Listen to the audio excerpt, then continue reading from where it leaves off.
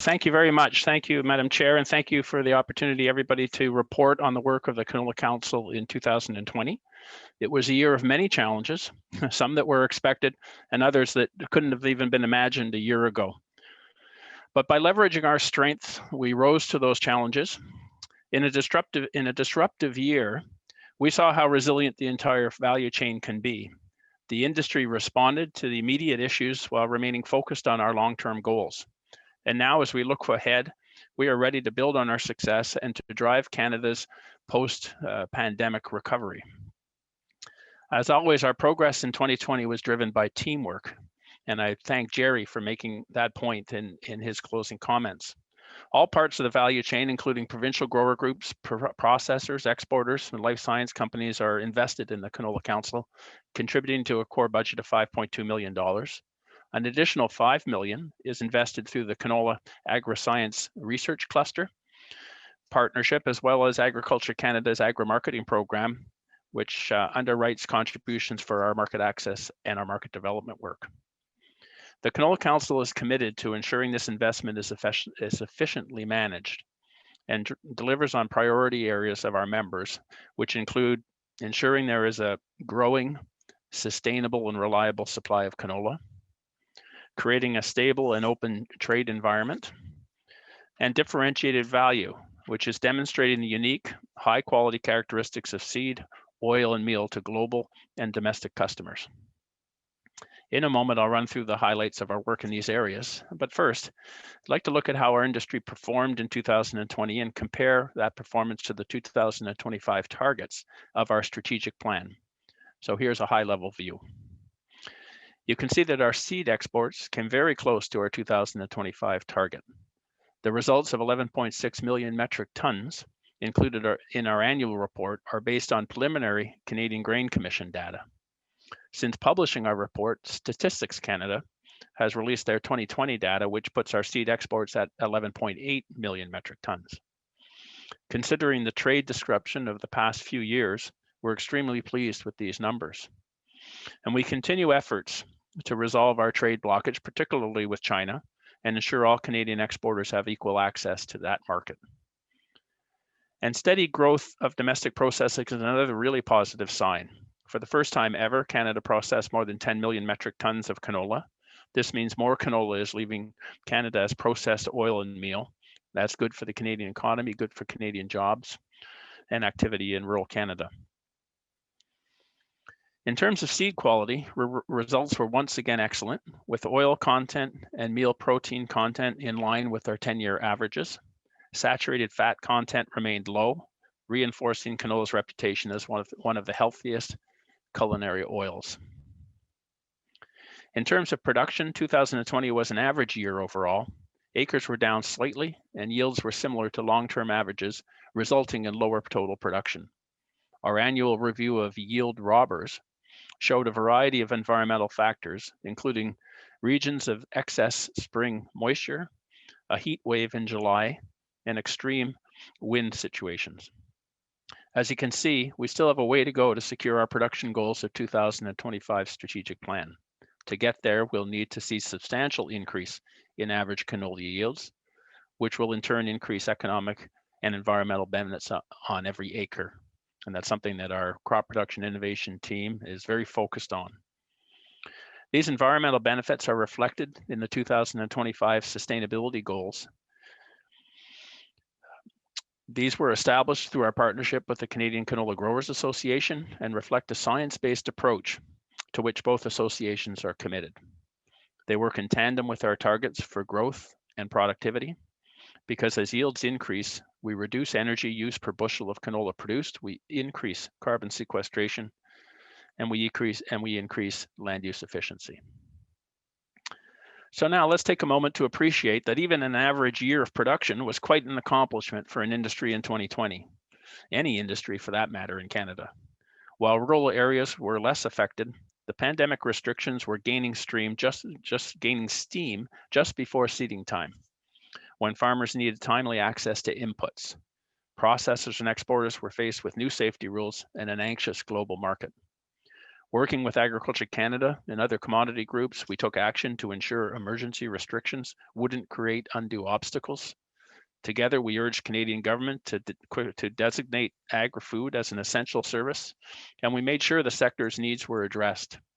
By the end of the year, Canola Council had participated in more than 70 COVID-related meetings with government, all aimed at making sure that the value chain continued to grow and deliver the world's best agri-food products. For the canola value chain, those needs included the continuation of vital research.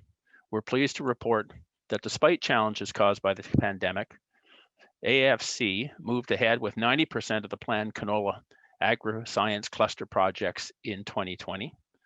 We're working closely with partners to ensure unused funding will be rolled over to the next program year and that research project goals can be met despite delays.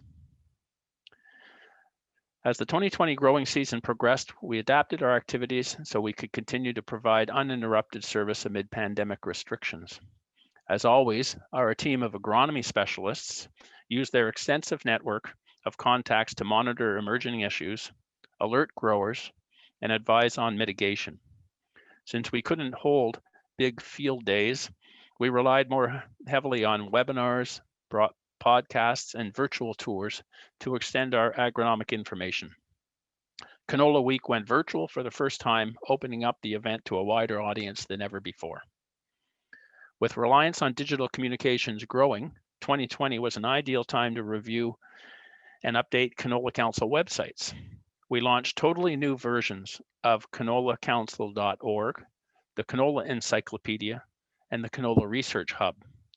New features on these sites make it easier to find quickly agronomic information, explore related articles, and dig deeper into the science behind the best practices that we are encouraging. As a result, we see that visitors are now staying longer and doing more. For example, the average visit duration on canolacouncil.org has increased by 111% since the new website was launched. We really encourage everyone to explore these resources. There's a wealth of information available on these sites for growers and the industry. We also improved the way these sites are integrated with Canola Watch, the Canola Council's award-winning e-newsletter that focuses primarily on timely agronomic information throughout the growing season. A new feature introduced in 2020 was a series of 1-minute share-worthy videos on a wide range of yield-enhancing topics. In all, we produced 27 of these videos in 2020, with the most popular generating 4,500 views. Throughout 2020, we've also maintained our focus on long-term goals and value chain partnership to sustainably and profitably improving canola production. Active steering committees brought together commercial agronomists, provincial extension staff, researchers, and other experts to tackle the toughest production risks, including clubroot, blackleg, and sclerotinia. We connected with growers through a survey to help us better understand key challenges and fine-tune the way we deliver agronomic advice and information. We continued to work closely with growers, researchers, and other stakeholders to lead and coordinate research programs, leveraging government contributions to make grower dollars go further. More than $20 million will be invested through the Canola Agri-Science Cluster Research Program. And with additional research funding from the provincial grower commissions, the Canola Council is currently coordinating a total of approximately $36 million over a 5-year period. So now let's look at a progress related to another strategic priority, an open and stable trade. Our goal here is a trade environment that consistently allows our industry to attain maximum value for canola. We seek action on these issues through extensive outreach to government leaders and by working with partners like the Canadian Agri-Food Trade Alliance. In 2020, our focus included biofuels, market access issues in Asia, and continued need for science-based decisions at Health Canada and at the Canadian Food Inspection Agency. We continue to encourage the Canadian government to engage with China and resolve the current trade blockage. We also helped bring national attention to the need for action on CETA, the Comprehensive Economic Trade Agreement with Europe, an accord that really, in our view, has failed to live up to its great potential. Our efforts to promote stable and open trade are the most effective when the value chain is aligned and aware. And that's why it's important that the Canola Council have a clear and current market access plan. In 2020, we started the process of renewal through a series of online sessions involving more than 50 individuals from 20 organizations. Members discussed a wide range of issues, including maximum residue levels, biotechnology, biofuel, food safety, and more. These vital meetings laid the groundwork for an updated market access plan that was rolled out earlier this month. The plan focuses on our efforts in 4 distinct pillars.